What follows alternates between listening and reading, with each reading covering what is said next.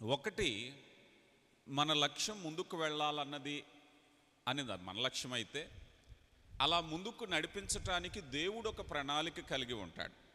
చాలాసార్లు నా పరిస్థితుల్లో నేను ముందుకు వెళ్ళాలి అనేటువంటి ఒక ఆలోచనలోనే ఉంటాం, కానీ ప్రణాళిక మర్చిపోతూ ఉంటాం.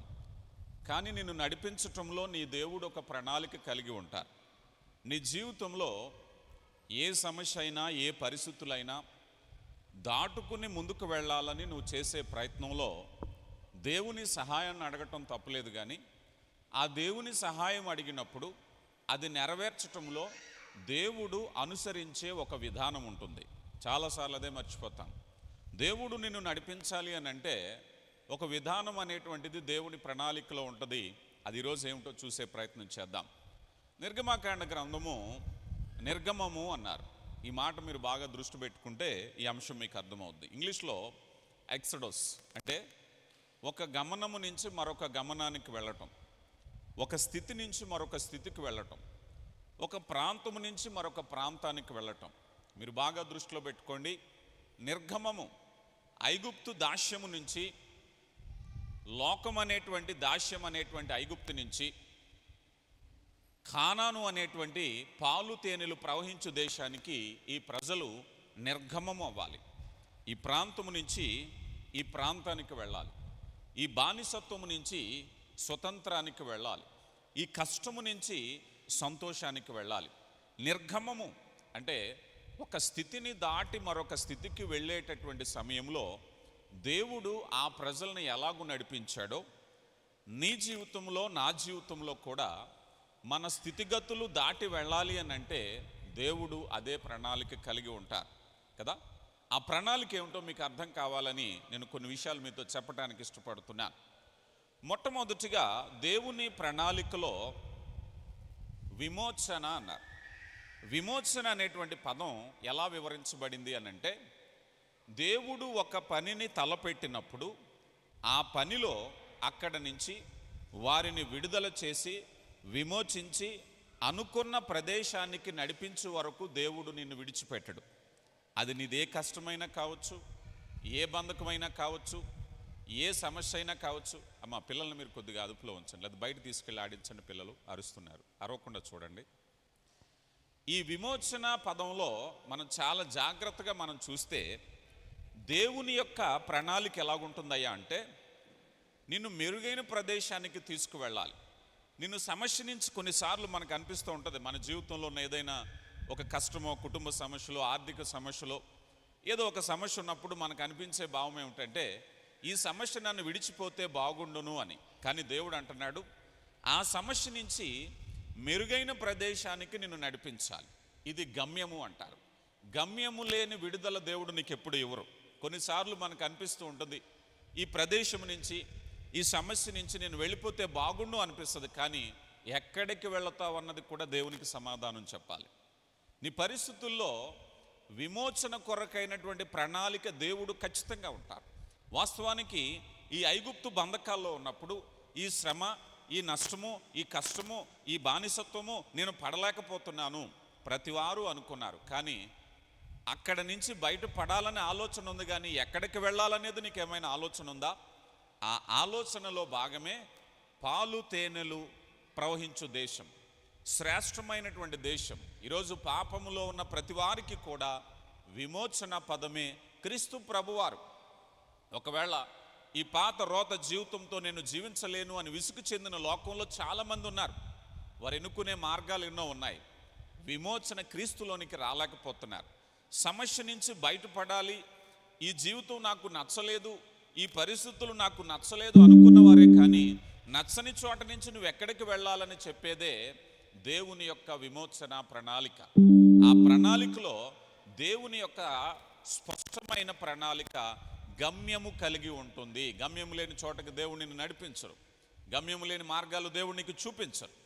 ఇక రెండవదిగా మనం చూస్తే, దేవుని ప్రణాళికలో దేవుడు నీకు తెలియపరిచే మరి విశేషమైనటువంటి విషయం ఏమిటంటే, దేవుడు ఏమై ఉన్నాడు నువ్వు తెలుసుకోవాలి. ఈరోజు చాలా చోట్ల మనం ప్రార్థన చేస్తే అద్భుతాలు జరుగుతాయని విశ్వాసంతో మనం వెళుతూ ఉంటాం. బహుశా మనకి ఆ ప్రదేశం గురించి ఆ ప్రాంతం గురించి తెలుస్తుంది, కానీ దేవుని గురించి తెలియట్లేదు. నీ కష్టం, నీ బంధకం, దేవుని యొక్క అపరిమితమైన ప్రేమ తెలుసుకోవాలి. ఉదాహరణకి ఒక వ్యక్తిగా నీ జీవితంలో కష్టం ఉన్నప్పుడు, ఇబ్బంది ఉన్నప్పుడు ప్రార్థన చేస్తాం, ఉపవాస ప్రార్థన చేస్తాం, దైవజనులు సహాయం తీసుకుని ప్రార్థన చేస్తాం. సమస్య నుంచి బయటపడటము, సమస్య యొక్క ఉధృతి ఏమిటో నీకు తెలుస్తుంది, కానీ దేవుడు ఏమిటో నీకు తెలిసిన పరిస్థితి వస్తే నీ సమస్య చిన్నబోతుంది. ఎందుకనంటే ఈ జీవితం మనం అడిగితే ఇచ్చింది కాదు, ఆయన ఇచ్చిన జీవితం. మనిషి పుట్టిన తర్వాత నేను స్త్రీగా ఉండాలా, పురుషునిగా ఉండాలని మనం అడిగితే ఇచ్చింది కాదు, దేవుడిచ్చినటువంటి జీవితం. మనిషి భూమి మీదకి రాకమునిపే మనిషికి ఏం కావాలో అడగకుండా ఇచ్చిన ఎన్నో విషయాలు ఉన్నాయి. ఆహారం ఉంది, సముద్రాలు ఉన్నాయి, నదులున్నాయి, ఆకాశ వర్షం ఉంది, ఫలభరితమైన ఋతువులు ఉన్నాయి, చెట్లున్నాయి, ఆకాశ పక్షులున్నాయి, జలచరువులు ఉన్నాయి, పండ్లున్నాయి, పుష్పాలున్నాయి. లోకంలో అనేకమైనటువంటి వాటిని దేవుడు అడగకుండానే ఏర్పాటు చేశారు. ఇది దేవుని గురించి నీకు తెలియాలి. విమోచన ప్రణాళికలో అయ్యా నా సమస్యను బట్టి ఇది తీర్చు అని అడిగే ప్రతి వ్యక్తి కూడా దేవుడేమిటో తెలుసుకోవాలి, దేవుని చిత్తం ఏమిటో తెలుసుకోవాలి. ఈ ఐగుప్తు బంధకంలో ఉన్న ప్రజలు కానాను దేశానికి వెళ్ళటానికి వారు ఎదురు చూసేటప్పుడు కేవలం ఈ సమస్య కొరకు కాదయ్యా, నీ పితరుల దేవుణ్ణి, నిన్ను సృజించిన దేవుణ్ణి, నిన్ను పోషించిన దేవుణ్ణి అని నువ్వు తెలుసుకోవటానికే కేవలము ఒక అద్భుతంతో బయటకు తీసుకురాగలిగిన 10 అద్భుతాలు జరిగినాయి. ఎందుకయ్యా 10 అద్భుతాలు? దేవుని యొక్క ప్రేమ ఏమిటో నువ్వు తెలుసుకోవాలి, ప్రేమ సంకల్పం ఏమిటో తెలుసుకోవాలి, దేవుడు ఏమై ఉన్నాడో తెలుసుకోవాలి. అది ముఖ్యమైన రెండవ గుణం. ఈరోజు చాలామంది దేవుడు ఏమిటో తెలుసుకునే ప్రయత్నం చేయట్లేదు, కానీ నా సమస్య తీరితే చాలు అనుకుంటున్నావు. కానీ నీ సమస్య తీరడానికి, నీ జీవితాన్ని ముందుకు నడిపించటానికి దేవుడు తనను తాను నీకు ప్రత్యక్షపరుచుకోవాలని ఇష్టపడుతున్నారు. ఇప్పుడు చేయబోయే కార్యం కోసం దేవుడి వైపు చూస్తే నువ్వు అడగక మునిపే నీ కొరకు ఎన్ని కార్యాలు చేశాడో దేవుడు నువ్వు తెలుసుకోవాలని ఆయన ఇష్టపడుతున్నారు. కనుక ప్రియులారా, దేవుని యొక్క ప్రణాళికలో రెండవ విషయం ఏమిటయ్యా అన్నట్లయితే ఆయన నీకు తెలియపరచబడాలని ఇష్టపడుతూ ఉన్నారు. ఇక మూడో విషయం ఏమిటయ్యా అంటే, సాధారణంగా ఏదైనా మనం కొన్ని కోరికలు లేకపోతే ప్రార్థన విజ్ఞాపనలు చేసేటప్పుడు మన లోకంలో ఉండేటువంటి సామెత ఏమిటంటే మొక్కుబడి అంటారు. మొక్కుబడి అనేటువంటి దాన్ని ఎలా వర్ణించాలి అంటే అంతటితో వదిలించుకునేది అంటారు, అంతే కదా. సాధారణంగా మనం కూడా మాటల కన్వర్సేషన్లో ఉపయోగిస్తాం. ఏదో చేశారులేండి మొక్కుబడికి అంటే అంతటితో ఆ పని అయిపోయింది అనిపించుకోవటానికి. మనం కూడా చాలాసార్లు దేవుని ఎదుట మొక్కుబళ్ళు మొక్కుతూ ఉంటాం. నా జీవితంలో ఈ పని జరిగితే దేవా నేను నీకు ఇది చేస్తాను, అది చేస్తాను, మరేదో చేస్తాను అనేటువంటి ఒక ఆలోచన కలిగి ఉంటాం. కానీ మన దేవుడు వాటిని అంగీకరించే దేవుడు కాదు. ఎందుకనంటే దేవుడు ఒడంబడిక చేసే దేవుడు, దేవుడు ఒప్పందం చేసే దేవుడు, దేవుడు నిబంధన చేసే దేవుడు. ఈ ఐగుప్తు బానిసత్వము నుంచి కానాను స్వతంత్రమైన దేశానికి వెళ్ళాలి అనంటే నా మాట గైకుంటే, ఆ సంతోషములో నన్ను గుర్తు చేసుకుంటే, మీరు ఫలించి ఫలభరితమైన స్థలములో ఉండి ఆ భూమి యొక్క ఆహారము తింటూ, మీరు కట్టని ఇళ్లలో నివసిస్తూ తవ్వనటువంటి బావుల్లో నీళ్లను తాగేటప్పుడు నన్ను తలుచుకోవాలి. నిబంధన ఎప్పటి వరకు? ఆ భూమిలో నువ్వు ఎంతకాలం ఉంటావో అంతకాలం వరకు కూడా నువ్వు గుర్తు చేసుకోవాలి. ఇది నిబంధన. మొక్కుబడి అలా కాదు. మొక్కుబడి ఎలాంటిది? ఈ పనికి ఇదిగో నీకు చెల్లించేసాను, అయిపోయింది. నా జీవితంలో ఇది చేస్తే ఈ అగ్రిమెంట్, ఈ మొక్కుబడి అయిపోయింది. దేవుడు మొక్కుబడిని అంగీకరించడు. దేవునికి ఏం కావాలి? నిబంధన. దేవునికి ఏం కావాలి? కమిట్మెంట్. దేవునికి ఏం కావాలి అని అంటే, ఈ ఐగుప్తు నుంచి బయలుదేరిన ఇశ్రాయేలు ప్రజలు కానాను దేశం రాకమునిపే సీనాయి పర్వతం దగ్గరికి వచ్చాక, మోషే నువ్వు సీనాయి పర్వతం మీదకి వస్తే నీకు ఆజ్ఞలు గల పత్రాలు ఇస్తాను, ఎందుకంటే నేను నీతో నీ ప్రజలతో నేను ఒప్పందం చేసుకుంటున్నాను.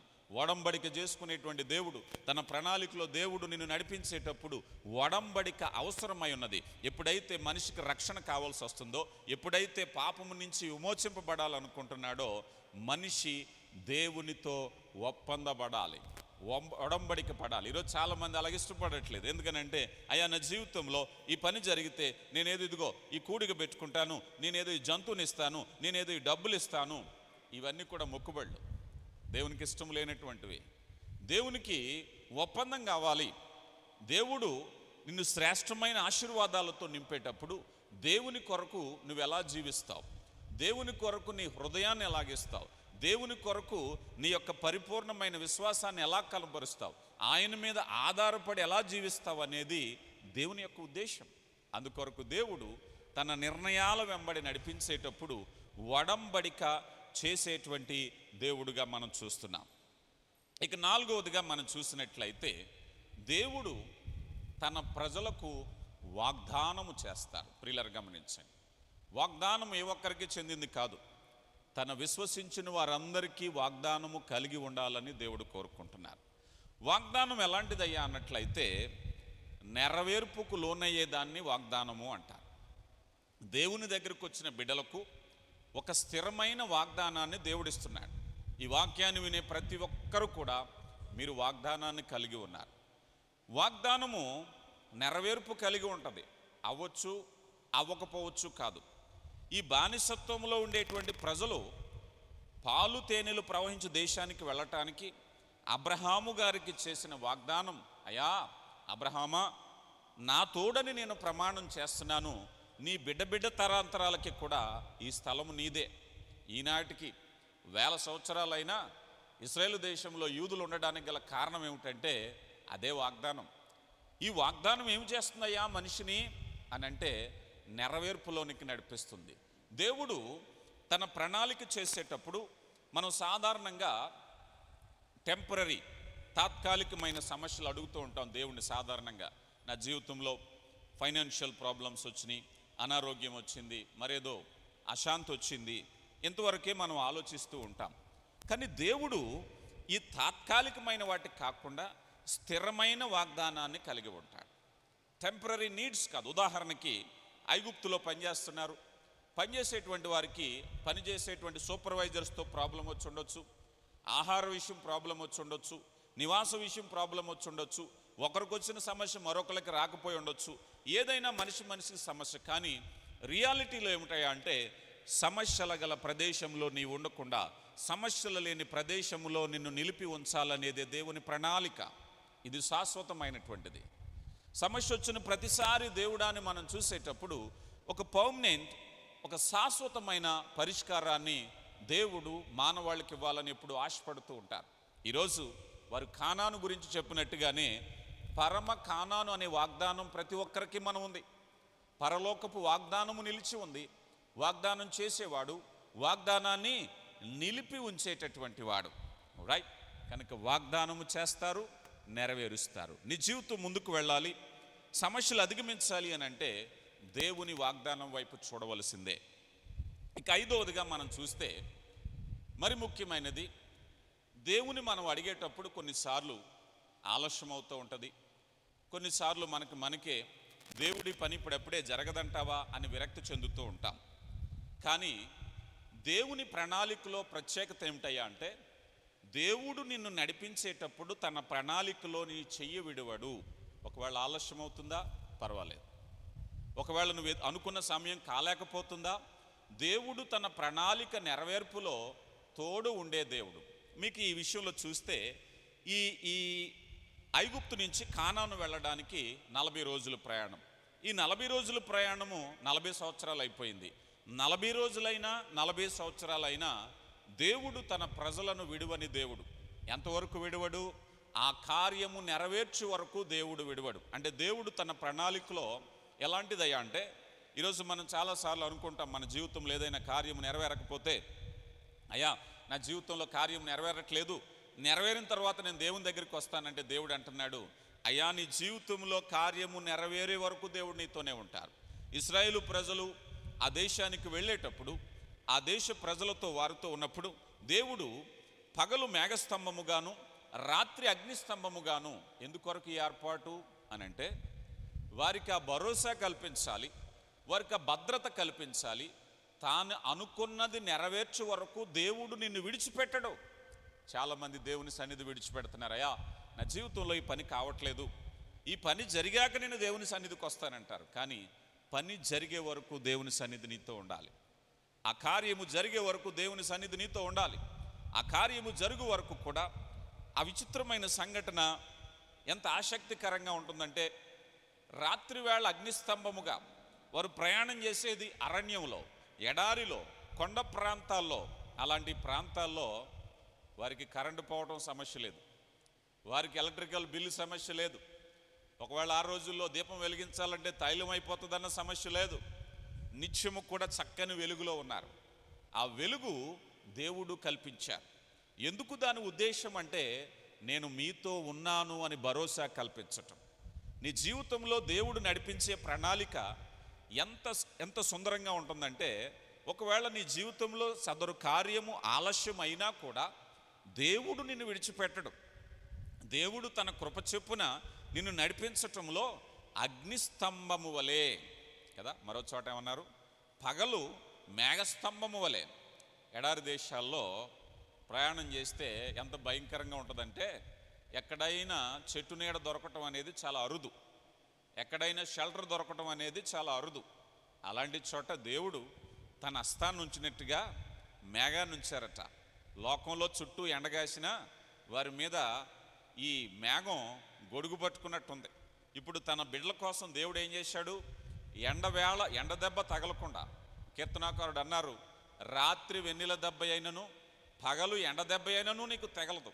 కనుక పగలు ఎండ దెబ్బ తగలకుండా గొడుగు పట్టుకున్నట్టుగా దేవుడు ఆ ప్రజలు విస్తరించినంత ప్రాంతము, ఆ ప్రజలు నడిచిన ప్రాంతము, ఆ ప్రజలు ముందుకు సాగిపోయినంత కాలము వారి మీద మేఘం నిలిచింది.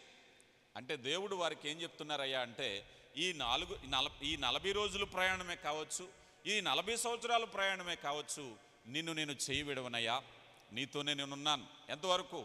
వాగ్దాన దేశంలో ప్రవేశపెట్టే వరకు. దేవుడు తన క్రియలను నీ జీవితంలో జరిగించేటప్పుడు ఆయన చేసేటువంటి గొప్ప ప్రయోజనం ఏమిటయ్యా అంటే, ఆయన తన సన్నిధిని నీకు తోడుగా ఉంచుతారు.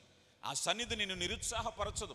రోమీయులకు రాయబడిన పత్రికలో పౌలు గారు అంటున్నారు కదా, ఈ నిరీక్షణ మిమ్ములను సిగ్గుపరచదు అంటున్నారు. నువ్వు విశ్వసిస్తున్నావా? ఆలస్యం అవుతుందా? విసుగు చెందుతున్నావా? జనులు హేళన చేస్తున్నారా?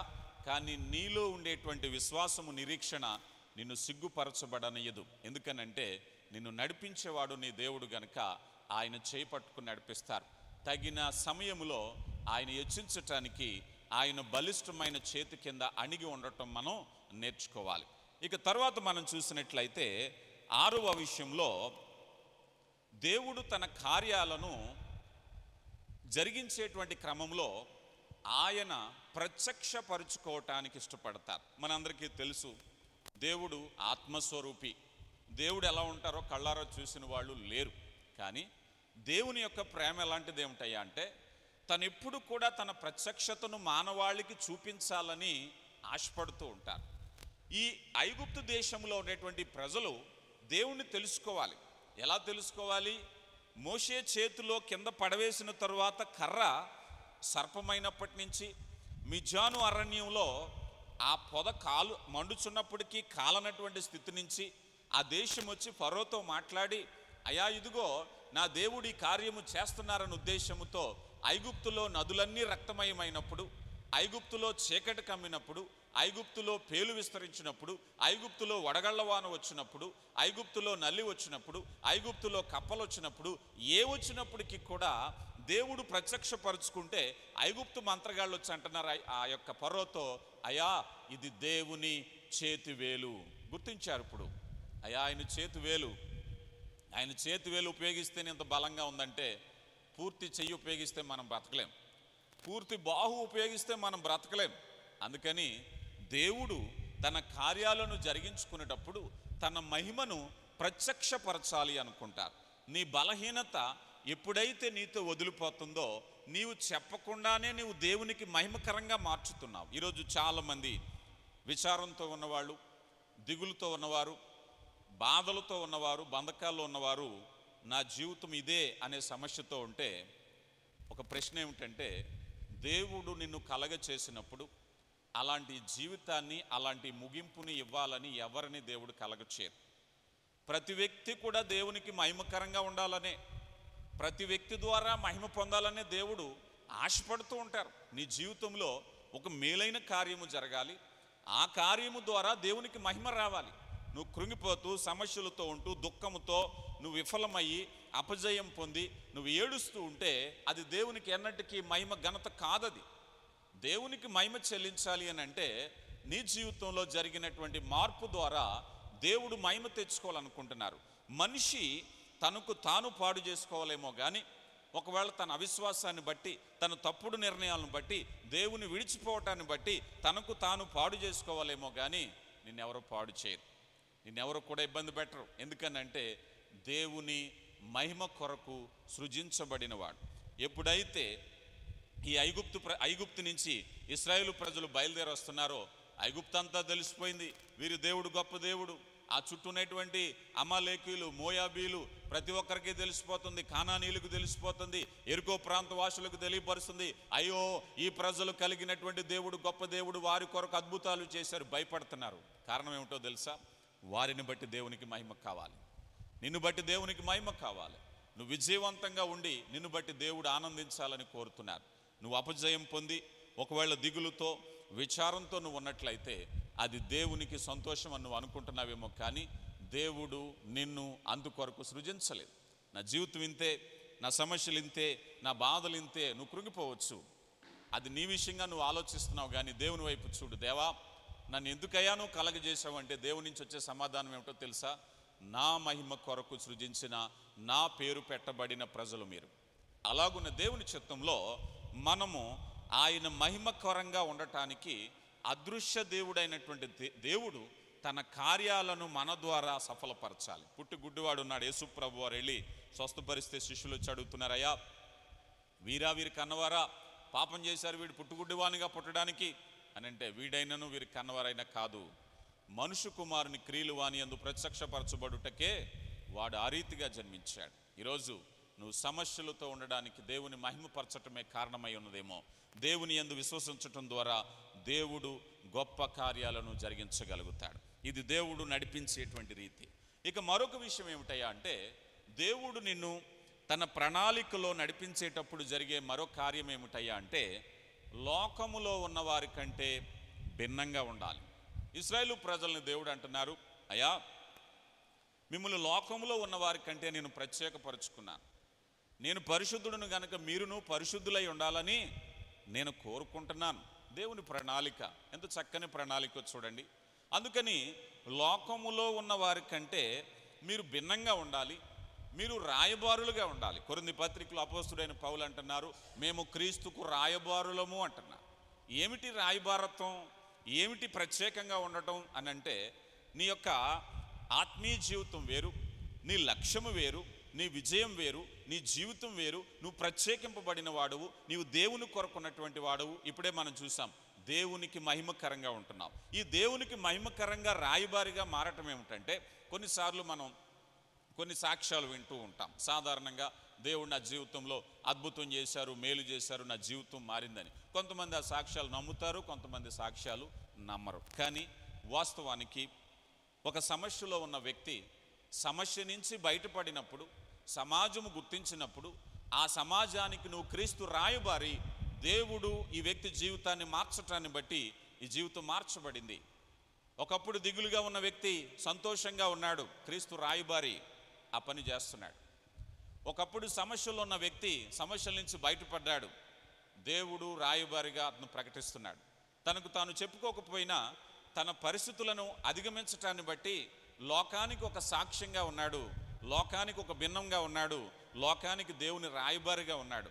అయా క్రీస్తు ప్రభు నా జీవితంలోనికి రావటాన్ని బట్టి నా పాపం పోయింది, నా వ్యసనం పోయింది, నాకుండేటువంటి బంధకాయలు పోయినాయి, నాకుండే సమస్యలు పోయినాయి, నేనే ఒక సాక్ష్యం అని చెప్పగలిగిన స్థితి ఉండడమే రాయబారిగా ఉండడం. కనుక దేవుడు తన ప్రణాళికలో కార్యము జరిగిందా లేదా, నువ్వు పొందుకున్నావా లేదా అనే దానికంటే అందుకొరకైనటువంటి రాయబారిగా నువ్వు మార్చబడ్డావా లేదా. ఈ ఇశ్రాయేలు ప్రజలు ఐగుప్తు నుంచి కానాను వెళ్ళిపోయారా లేదా సమస్య కాదు. కానాను వెళ్ళినటువంటి వీరు అనేక రాజ్యాలకు, రాజులకు, ప్రజలకు ఒక మాదిరిగా ఉన్న రాయబారి. అయ్యో, రాహాబ్ అనే వేశ్య ఎరుకో పట్టణంలో తమ గురించి ఎరిగి ఆశ్రయం ఇచ్చి అంటుంది, అయా మీ దేవుడు మీ కొరకు చేసిన అద్భుత కార్యాలు నేను విన్నాను, మా పట్టణానికి కూడా ఖచ్చితంగా దేవుడు మీకు ఇచ్చేస్తారు, మా రాజు గొప్పవాడైనా, మా రాజ్యం ప్రాకారం కలిగినదైనా, ఎంత గొప్పవారైనా మీ దేవుడి కంటే గొప్పవాడు కాదు గనక నేను మీకు ఆశ్రయం ఇస్తాను, మీరు వచ్చినప్పుడు నన్ను నా కుటుంబాన్ని రక్షించండి. ఆమె ఆ రాయబారుల ద్వారా సాక్ష్యం పొందుకుంది. ఈరోజు నువ్వే ప్రజల మధ్య ఉన్నావో, ఎక్కడ నివాసం ఉంటున్నావో, ఏ ప్రాంతంలో పనిచేస్తున్నావో, నీవు క్రీస్తుకి రాయబారు అన్న విషయాన్ని మర్చిపోవద్దు. అందుకే ప్రభువారు అంటున్నారు, మీరు లోకానికి వెలుగుగా ఉన్నారు, లోకానికి ఉప్పుగా ఉన్నారు. రాయబారులు మీరు మాట్లాడగా మీ జీవితంలో జరుగుతున్న కార్యాలను బట్టి, మీరు చూపిస్తున్న ప్రేమను బట్టి, మీ సత్క్రియలను బట్టి, మీ యొక్క సత్ప్రవర్తన బట్టి, మీ పరిశుద్ధతను బట్టి దేవుడు మహిమపరచబడాలని ఇష్టపడుతూ ఉన్నారు. అందుకే మీరు క్రీస్తుకు రాయబారులు అనే విషయాన్ని మనం చూస్తున్నాం. ఇక తర్వాత మరొక విషయం ఏమిటయ్యా అంటే, ఆయన సర్వశక్తివంతుడు. ఈ మాట జాగ్రత్త గుర్తుపెట్టుకోండి. దేవుడు నీ బలహీనత అనే బంధకాల నుంచి స్వతంత్రులుగా చేయటానికి నిన్ను నడిపించేటప్పుడు దేవుడు సర్వశక్తివంతుడై ఉన్నాడు. ఈ మాట ఎందుకు చెప్తున్నాము అని అంటే, కొన్నిసార్లు నీ సమస్య నుంచి బయటకు రావటానికి నీకు కొన్ని ప్రశ్నలు లేవనెత్తబడతాయి. నేను ఆ స్థితిని కోరుకోవటానికి నా అర్హత ఏమిటి, నా డబ్బు ఏమిటి, నా తెలివితేటలు ఏమిటి, ఎంతవరకు సాధ్యం, నేను ఆశించిన దాన్నే నేను ఆశిస్తున్నానా, ఇది నెరవేరుతుందా అని అంటే, దేవుడు తన కార్యాలను చేసేటప్పుడు సర్వశక్తివంతుడైన దేవుడు శక్తిని ప్రదర్శిస్తారు. ఇశ్రాయేలు ప్రజలు ఐగుప్తు దేశంలో ఉన్నారు. బలమైనటువంటి సైన్యము, ఫరో, సంపన్నమైన దేశము. వారి దగ్గర కేవలము బానిసలుగా ఉన్నవారు ఆ బంధకం నుంచి రావటం అంటే అసాధ్యమైన పని. ఈ అసాధ్యమైన పని ఎవరు చేయగలరు? నీవెవరి చేతిలో ఉన్నావో ఆ దేవుడు సర్వశక్తివంతుడు. తన శక్తికి పరిమితి లేదు గనక ఆయన యుద్ధము చేయగలిగిన వాడు. ప్రియులారా గమనించండి, ఆ యుద్ధము చేయగలిగినటువంటి దేవుడు ఎలాంటి పనిని చేస్తాడయ్యా అన్నట్లయితే, నీవు చేయలేని పని నీ కొరకు చేసి సర్వశక్తివంతుడు గనక కార్యము నెరవేర్చగలుగుతాడు. ఒకవేళ నువ్వు అనుకోవచ్చు, నీలో కొన్ని అపోహలు ఉండొచ్చు, నా ఆశకు హద్దు ఉండాలి, నా నమ్మకానికి నా కోరికకు హద్దులు ఉండాలి, నా పరిస్థితి ఏమిటి, నా స్థితి ఏమిటి, నా హోదా ఏమిటి, నేను ఎంతవరకు ఆలోచించాలి, అంతవరకే ఆలోచించాలి అని అంటే, నిన్ను విమోచించే దేవుడు సర్వశక్తివంతుడు. అరణ్యములో ప్రజలు నడిచేటప్పుడు అయా తాగటానికి నీళ్లు లేవు అని అంటే, బండ నుంచి మధుర జలం రప్పించటానికి దేవుడు సర్వశక్తివంతుడు. అయ్యో వీరికి నీళ్ళు ఎక్కడి నుంచి వస్తాయి ప్రభువా, ఎడారిలో నీళ్ళు ఎక్కడ దొరుకుతాయి, ఎడారిలో పైపులేముంటాయి, ఎడారిలో బావులేముంటాయి, ఎడారిలో చెరువులేముంటాయి అని అంటే, నీ ఆలోచన పక్కనట్టు ఆయన సర్వశక్తివంతుడు. సర్వశక్తివంతుడు ఏమైనా చేయగలుగుతాడు. తన శక్తికి పరిమితి లేదు గనక తను విమోచించేటప్పుడు దేవుడు తన శక్తిని ప్రదర్శిస్తాడు. నిన్ను విమోచించేటప్పుడు, అయ్యా ఈ ప్రజలు ఆహారంతో అదిగో తలడిల్లిపోతున్నారు, ఎక్కడి నుంచి వస్తుంది, ఎక్కడ పాడి పంటలు వస్తాయి, ఎక్కడ ఆహారం సమకూరుస్తావు, మీరు ఊరుకోండి, రేపు ఉదయం పాళెములో మన్నా కురుస్తుంది, తెచ్చుకుని తినండి అంతే. దేవుడు తన సర్వశక్తిని ప్రదర్శిస్తాడు. తన సర్వశక్తిని ప్రదర్శించి నిన్ను పోషించడానికి ఇష్టపడతారు. అయ్యో దేవా, ఈ ప్రజలు కేవలం మన్నాను విసుకుపోతున్నారు, వారికి మాంసాహారం కావాలి. సరే, కంగారు పడకండి, సర్వశక్తివంతుడు ఆకాశము నుంచి పూరేళ్లను కురిపిస్తారు. నీ జీవితంలో కూడా నాకు సహాయం చేసేవారు ఎవరు, నాకు ఎక్కడి నుంచి సహాయం వస్తుంది, కొండల తట్టు కనులెత్తుచున్నాను, నాకు సహాయం ఎక్కడి నుంచి వచ్చును? దేవుడే నీకు సహాయకుడు, సర్వశక్తివంతుడే నీకు సహాయకుడు.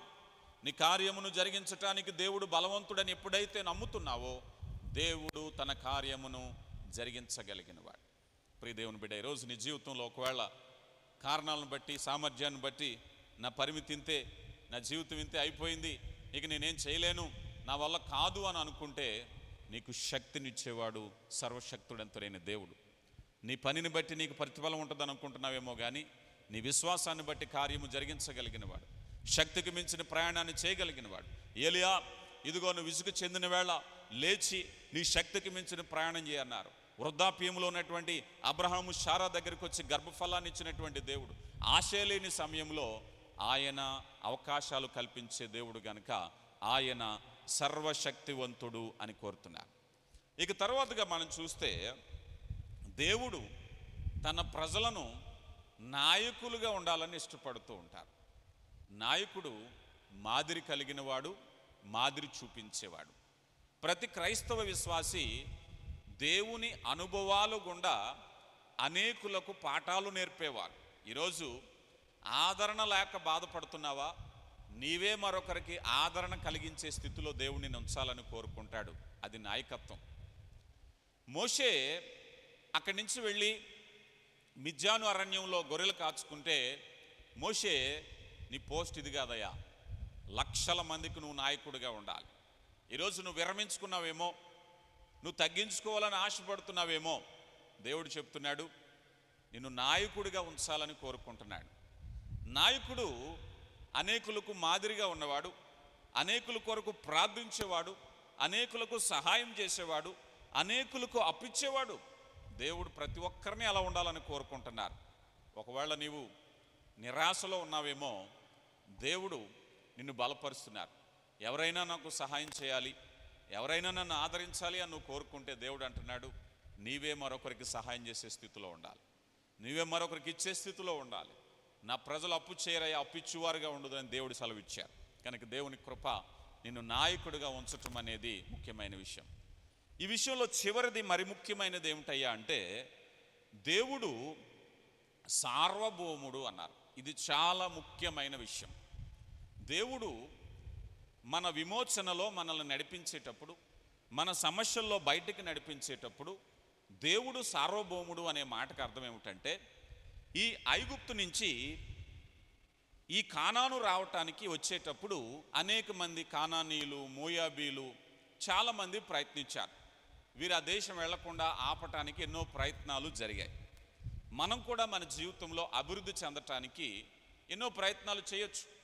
మన మీద అపవాదులు వేయచ్చు, మన మీద వ్యతిరేకత చెప్పొచ్చు, మన మీద లేని మాటలు పుట్టించవచ్చు. కానీ వాస్తవం ఏమిటంటే, మనుషులు నీ విజయాన్ని ఆపురని చెప్పటమే సార్వభౌముడైన దేవుడు అన్నారు. ఎందుకనంటే, నిన్ను విమోచించటానికి ఇష్టపడేటువంటి దేవుడు ఎంత గొప్పవాడంటే, లోకంలో సృష్టిలో దేవుని కంటే శక్తివంతుడు మరెవరైనా ఉన్నారా అని అంటే ఎవరూ లేరు. అపవాది కాదు, అపవాది అనుచరులు కాదు, మనుషులు కాదు, ప్రభుత్వాలు కాదు, ఏది కాదు. మరి అలాంటప్పుడు ఈ సార్వభౌముడైన దేవుడే నిన్ను తీసుకుని వెళ్ళి ఇక్కడ ఉంచాలి అనుకున్నప్పుడు ఎవరు ఆపుతారు నీ ప్రయత్నాన్ని? ఎవరు ఆపుతారు నీ అభివృద్ధిని? నీ అభివృద్ధిని చూసి ఎవరైనా దుఃఖిస్తే, బాధపడితే నువ్వు సార్వభౌముని చేతిలో ఉన్నావన్న సంగతి మర్చిపోవద్దు. ఎందుకంటే ఈ సార్వభౌముడైనటువంటి దేవుని చేతిలో నువ్వు ఉన్నావు. అపవాది బెదిరిస్తున్నారా? నీ మీద హేళన మాటలు, తప్పుడు మాటలు పుట్టిస్తున్నారా? నువ్వు ఉన్నది ఆయన సార్వభౌముడి చేతిలో. ఈ సార్వభౌముడు ఇక్కడి నుంచి తీసుకెళ్ళి ఇక్కడ పెట్టాలి అని నిన్ను అనుకున్నాడంటే ఎవ్వరూ ఆపలేరు. ఎన్ని ప్రయత్నాలు చేసినా ఆపలేరు. కొన్నిసార్లు అధైర్యపడుతూ ఉంటారు చాలామంది, అయ్యో నా విజయం ఆగిపోతుందేమో, ఇదిగో ఎన్నో ప్రయత్నాలు చేస్తున్నాను, ఫలానా వాళ్ళు నన్ను ఆపడానికి ప్రయత్నిస్తున్నారు, ఆటంకపరచడానికి ప్రయత్నిస్తున్నారు. ఎన్ని ప్రయత్నాలు చేసినా నీ ప్రయత్నములో నీ విజయము ఎంత స్థిరమైనది అంటే సార్వభౌముడిచ్చే విజయము అని అంటే నువ్వు సార్వభౌముడి చేతిలో ఉన్నావు. ఒకవేళ నీ గురించి వ్యతిరేకంగా మాట్లాడే మాటలకు దేవునికి లెక్క అప్పగించుకోవాలి. నిన్ను తగ్గించే మాటలు, నిన్ను హేళన చేసే మాటలు, నీ పనిని ఆటంకపరిచే మాటలు, నిన్ను నష్టపరిచే మాటలు ఎన్ని చేసినప్పటికీ నువ్వు సార్వభౌముడి చేతిలో ఉన్నావు అన్నవాళ్ళు దేవునికి లెక్క అప్పగించాలి. ఈరోజు దేవుని కృపలో విమోచన పదం ఎక్సడస్, ఒక స్థితి నుంచి మరొక స్థితికి వెళ్ళడానికి నువ్వు చేసే ప్రయత్నాల్లో సార్వభౌముని చేతిలో ఉన్నావు. ఈరోజు నువ్వు ఆపాదించుకో. నా జీవితంలో ఏదైనా ఒక పని జరగాలి అని నేను అనుకున్నప్పుడు, అయ్యా ఈ పని జరగటానికి అవరోధాలు ఎన్నొస్తున్నాయనంటే సార్వభౌముడు నిర్ధారించాడు నువ్వు ఆ పనిలోకి వెళ్ళాలని. ఇక నిన్ను ఎవరో ఆపలేరు. నిన్ను ఎవరు ఆపినా కూడా జరగనటువంటి పని ప్రియులారా దేవుని కృప నీ ఎడల పని చేస్తుంది. కనుక ఇక్కడ మనం జాగ్రత్తగా ఆలోచన చేసినట్లయితే ప్రణాళిక పదములో మనం చూసేటప్పుడు మనం ప్రణాళికలు వేస్తూ ఉంటాం, కానీ దేవుని ప్రణాళిక మర్చిపోతాం. దేవుని ప్రణాళిక ఎలాంటిదయ్యా అన్నట్లయితే పూర్వపు పునాదుల గురించి గమనించేటటువంటిది. గతాన్ని మరువక దేవుడు నడిపిస్తూ ఉంటారు. వాస్తవానికి ఆదికాండము 42వ అధ్యాయం నుంచి మనం చూసినట్లయితే యోసేపు విషయంలో దేవుని ప్రణాళిక మనం చూస్తూ ఉంటాం. ఈ ప్రణాళికలో యోసేపు అభివృద్ధిని ఆటంకపరచడానికి సుమారుగా 11 మంది అన్నదమ్ములు ఏకమయ్యారు. కానీ సార్వభౌముడి చేతిలో ఉన్నాడు. చెరసాలు బంధించాలనుకుంది, సార్వభౌముడి చేతిలో ఉన్నారు. ఎన్నో ప్రయత్నాలు జరిగినాయి. వీటన్నిటినీ అధిగమించి దేవుని ప్రణాళిక ఏమిటంటే, వాగ్దానం చేసిన వాడు నమ్మదగిన వాడు, యోసేపుకు సింహాసనం ఇస్తానని వాగ్దానం చేశాడు. ఈ ప్రణాళికలన్నింటినీ అధిగమించి సింహాసనం మీద దేవుడు కూర్చోబెట్టారు. కనుక ప్రియులారా, కొన్నిసార్లు ప్రణాళికలు బాధకరంగా ఉండొచ్చు. నీ బాధలో దేవుడు పనిచేస్తున్నారు, నీ వేదనలో దేవుడు పనిచేస్తున్నారు. నిన్ను విడిచిపెట్టినటువంటి దేవుడు కాదు. కొన్నిసార్లు వేదన ఎలా ఉంటుందంటే, ఈ మాట చెప్పి నేను ముగిస్తాను. ఇశ్రాయేలు ప్రజలు ఐగుప్తు దేశానికి వెళ్ళారు. ఐగుప్తు దేశంలో యోసేపు నాయకత్వంలో మొదట వెళ్ళాక పరిస్థితులు చాలా బాగున్నాయి. కానీ వాస్తవానికి వాగ్దాన దేశము ఇస్తానని ఈ ప్రజలకు ఎప్పుడు చెప్పారు? ఎప్పుడో వారి పూర్వీకులైనటువంటి అబ్రహాము గారి సమయంలో చెప్పారు. ఇక్కడికి వెళ్ళాక భోజనం బాగుంది, ఆహారం బాగుందని అక్కడే ఉండిపోవడం మొదలెట్టారు. శ్రమ వచ్చింది. శ్రమ ఎందుకు రావాలి? శ్రమ రావటానికి గల కారణం ఏమిటంటే, నీ గమ్యము, నీ వాగ్దానం నీకు తెలియపరచటానికే. నువ్వు ఉన్నంతలో నేను సంతోషంగా ఉన్నానని అసలు విషయం మర్చిపోతే దేవుడు గుర్తు చేస్తూ ఉంటాడు. ఈ ప్రజలు ఎంతవరకు బాగానే ఉంది, తింటున్నావు ఉంటున్నావు అనుకున్నారు. కానీ అయ్యో, నీ పితరులకు ఇచ్చిన వాగ్దానము వాగ్దాన దేశంలో ప్రవేశపెట్టడం మర్చిపోతున్నావేమో. కనుక ప్రియ దేవుని బిడ్డ, ఈరోజు దేవుడు నీతో మాట్లాడుతున్నారు. గనుడైనటువంటి తండ్రి నీతో మాట్లాడుతున్నారు. సమస్యల్లో, బంధకాల్లో, ఆయన ప్రణాళికలో దేవుడు నిన్ను నడిపించేటప్పుడు దేవుడు సర్వశక్తివంతుడు. ఆయన చేతిలో ఉన్నావు గనుక నీ వాగ్దానాన్ని ఎవరు కూడా అవరోధపరచు. దేవుడు మిమ్మల్ని దీవించునుగాక. ఆమేన్. ప్రియులారా, ప్రభు బల కార్యక్రమంలోనికి మనం వెళుతున్నాం. సిద్ధపడిన వారు మరి హృదయాలను ప్రభు అయిన క్రీస్తు శిలువ మరణ పునరుద్ధానం వైపు మరల్చాలని కోరుతూ ఉన్నాను. కొరింథీయులకు రాయబడిన మొదటి పత్రిక 11వ అధ్యాయము 23 నుంచి చదువుతున్నాను, గమనించండి.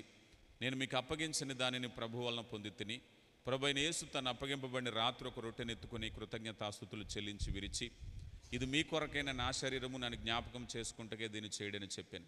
ఆ ప్రకారమే భోజనమైన పిమ్మట ఆయన పాత్రను ఎత్తుకుని, ఈ పాత్ర నా రక్తం వలన అయిన క్రొత్త నిబంధన, మీరు దీనిలోనిది త్రాగునప్పుడెల్లా నన్ను జ్ఞాపకం చేసుకుంటకే దీన్ని చేయడని చెప్పాను. మీరు రొట్టెను తిని పాత్రలోని త్రాగునప్పుడెల్లా ప్రభు వచ్చే వరకు ఆయన మరణమును ప్రచురించుదురు. కాబట్టి ఎవడు అయోగ్యముగా ప్రభు యొక్క రొట్టెను తినునో లేక ఆయన పాత్రలోను త్రాగునో వాడు ప్రభు యొక్క శరీరమును గూర్చి రక్తమును గూర్చి అపరాధి అగును. కాబట్టి ప్రతి మనుషుడు తను తాను పరీక్షించుకుని వాళ్ళను అలాగూ చేశారు. ఆ రొట్టెను తిని ఆ పాత్రలోనిది తాగవలెను. ప్రార్థించుకుందాం.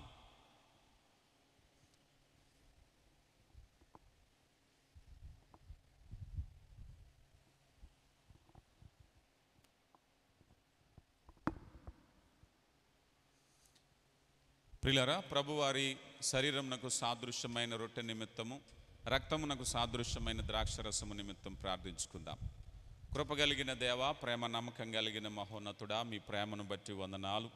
అయా, మేము అపరాధముల చేత చచ్చిన వారమై ఉండగా క్రీస్తు ప్రభు రక్తములో మమ్మల్ని కడిగి పవిత్రపరిచి పరిశుద్ధపరిచిన దేవా, మీకే మహిమ చెల్లిస్తున్నాం. ఈ శ్రేష్టమైనటువంటి సమయంలో శిలువ మరణ పునరుద్ధానాన్ని గుర్తు చేసుకుంటున్నామయ్యా. మా శరీరముతో చేసిన పాపముల నిమిత్తమై ఆయన శరీరరీతిగా ఏ రీతిగా శ్రమపడ్డారో, ఇదిగోనైనా మా చేతులతో చేసిన పాపము నిమిత్తమై చేతుల్లో మేకులు కొట్టబడ్డాయి, కాళ్ళతో చేసిన పాపముల నిమిత్తమై కాళ్ళలో మేకులు కొట్టబడ్డాయి. మా చెడు తలంపులను బట్టి నాయన ఆయన శిరస్సు మీద ముళ్ళు కిరీటం ఉంచబడింది. ఈ రీతి ఇదిగోనైనా మా పాపములకు పరిహారముగా ఆయన పొందిన దెబ్బల చేత మాకు స్వస్థత, ఆయన గాయముల నుంచి కారినటువంటి ప్రతి ఒక్క రక్తపు బొట్టు మమ్మల్ని కడిగిందని మేము విశ్వసిస్తున్నాం. అయ్యా, మరి కార్యాన్ని తలుచుకుంటూ మేము జీవము కలిగి ఉండడానికి, మరణం వరకు నమ్మకంగా ఉండడానికి, క్రీస్తు ప్రభు వారి యొక్క శిలువ మరణ పునరుద్ధానాన్ని ప్రచురించడానికి జరిగిస్తున్న ఈ కార్యాన్ని వివేచన కలిగి కొనసాగించుట కృప దయచేయమని క్రీస్తు నామములో అడిగి వేడుకొంచున్నాం తండ్రి. ఆమేన్. ప్రియులారా, ప్రభు అయిన క్రీస్తు తను అప్పగింపబడిన రాత్రి ఒక రొట్టెనెత్తుకుని కృతజ్ఞతాస్తుతులు చెల్లించి విరిచి, ఇది మీ కొరకైన నా శరీరము, నన్ను జ్ఞాపకం చేసుకున్నట్టుకై చేయడని చెప్పాను. ఆ ప్రకారమే భోజనమైన పిమ్మట ఒక పాత్రనెత్తుకుని మీ కొరకైన నూతన నిబంధన రక్తమని తెలియపరిచారు. మరి క్రీస్తు ప్రభు వారి యొక్క శరీరమని రక్తమని భుజించి పానం చేయాలని కోరుతూ ఉన్నాను.